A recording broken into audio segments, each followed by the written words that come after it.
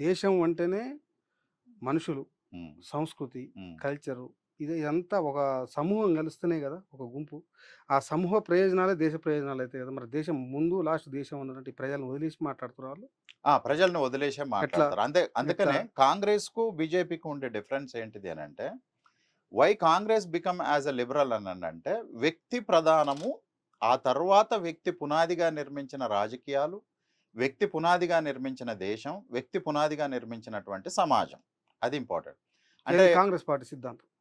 ఇండివిడ్యువలిజం అనేది అంటే వ్యక్తి ప్రగతి మొదట వ్యక్తులు ప్రగతి పదంలో ఉంటే సమాజం ప్రగతి పదంలో ఉంటుంది అనే దాన్ని కాంగ్రెస్ బిలీవ్ పార్టీ చేస్తది కాంగ్రెస్ ప్రపంచమంతా. కాంగ్రెస్ బేసికల్‌గా లిబరల్ పార్టీ. లిబరల్ కాంగ్రెస్ సిద్ధాంతం ఉంది నిజంగా. కాంగ్రెస్ సిద్ధాంతం. వ్యక్తి ఐడియాలజికల్లీ దాని ఐడియాలజీ అది. హ్మ్.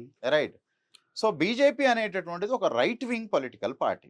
అంటే రైట్ వింగ్‌కు ఉండేటటువంటిది ఏంటిదంటే సమాజం నిన్న బాగుండే, ఇప్పుడంతా కూడా పొల్యూట్ అయిపోయింది. దీన్ని వెనక్కి తీసుకొని పోవాలి అంటాం. మనం ఇది కన్జర్వేటివ్ పొలిటికల్ పార్టీ అంటాం. ఇప్పుడు నిజానికి ఇండియాలోనే కాదు, ప్రపంచం లోపల చాలా దేశాల్లో conservative right wing forces becoming more strong and determining the entire politics. మీకు అమెరికా చూసిరనుకోండి, ట్రంప్ రైట్ వింగ్ పొలిటీషియన్. మీకు రష్యాలో చూడండి రైట్ వింగ్ పొలిటీషియన్. అంటే ప్రపంచం లోపల ఇప్పుడు చాలా దేశాల్లో రైట్ వింగ్ ఫోర్సెస్ చాలా బలపడతా ఉన్నాయి. ట్రంప్ మొన్న జరగబోయే ఎన్నికల లోపల ఎంత భయంకరంగా మాట్లాడుతూ ఉన్నాడనంటే, నేను గిన ప్రెసిడెంట్ కాకపోతే ఈ దేశంలో రక్తపాతం బారుతుంది అని అన్నాడు. పోయినసారి ఎన్నికల్లో ఓడిపోతే ఆయన పార్లమెంట్ భవనం మీదకి మాసెస్ని ఎంకరేజ్ చేసి ఒక పెద్ద వైలెన్స్ని క్రియేట్ చేసిండు. అట్లాంటి రైట్ వింగ్ ఫోర్సెస్ని సమర్థించేటటువంటి పెట్టుబడిదారి వర్గం కూడా అమెరికాలో ఉన్నది. వాళ్ళు మొత్తం మీడియా హౌసెస్ని అన్నిటిని చేతిలో పట్టుకుంటారు. To say a single person Elon Musk. అంటే ఇండియాలో మీడియా ఎలన్ మస్క్ని చాలా శ్రమ పడేవాడు, సంపదను సృష్టించేవాడు అని పచ్చి అబద్ధాలు చెప్తున్నారు. ఎలన్ మస్క్ అనేటటువంటిది ఒక రేసిస్ట్ రాజకీయాల్ని, రేసిస్ట్ ఆర్థిక వ్యవస్థని నిలబెట్టడం కోసం ఎంతకైనా తెగిస్తాడు. ఎంత సంపదనైనా కూడా దానికోసం పెట్టుబడి పెట్టడానికి రెడీగా ఉంటాడు. So that there is a coalition in between the right wing Elon Musk and right wing Trump. అట్లనే ఇండియా లోపల కూడా ఇవాళ జరిగేది అది. అయితే దేశం ఫస్ట్ అని అంటే దీని అర్థము మనము తప్పుగా అర్థం చేసుకోవద్దు. ఇక్కడ వ్యక్తి ప్రధానము అనేది కాంగ్రెస్ పార్టీ, దేశం ప్రధానము అని అంటే, దేశం అంటే ఎవరు? దేశం అంటే మట్టి కాదోయ్, దేశం అంటే మనుషులోయ్ అని గురజాడ అన్నాడు. అంటే మనుషులతో సంబంధం లేని దేశం బీజేపీకి కావాలి. మనుషులతో నింపబడినటువంటి దేశము లిబరల్స్కి కావాలి. లిబరల్స్కు దేశం వద్దు అని అనరు, కానీ వ్యక్తి పునాదిగా వ్యక్తి ప్రయోజనాల కోసం దేశం నిర్మించబడ్డది. దేశం ఎందుకు? దేనికోసం దేశం?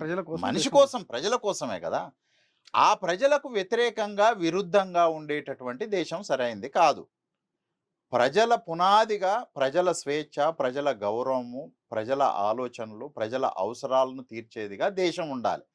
ప్రజల కోసం దేశం, కానీ దేశం కోసం ప్రజలు కాదు. ఎందుకు అనంటే దేశం అనేటటువంటిది ఒక లివింగ్ బీయింగ్ కాదు.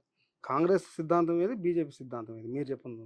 ఎగ్జాక్ట్లీ. కాంగ్రెస్ అనేటటువంటిది వ్యక్తి ప్రయోజనాల పునాదిగా సమాజం నిర్మాణం జరగాలి అని కోరుకుంటుంది. అంటే సమాజం కోసము వ్యక్తిని హీనపరచటము, వ్యక్తిని తక్కువ చేయటము, వ్యక్తి స్వేచ్ఛని నీరుగార్చటము, వ్యక్తికి భంగం కలిగించటము, వ్యక్తిని నిర్బంధించటము ఇవేవి ఉండటానికి వీల్లేదు.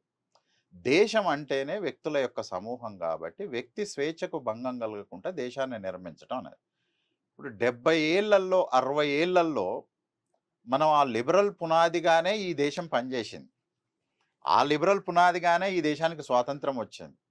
ఆ లిబరల్ పునాదిగానే ఆర్థిక వ్యవస్థ నిర్మితమైంది. అంటే నిజానికి కాంగ్రెస్ కూడా ప్యూర్ లిబరల్ పార్టీ కాదు.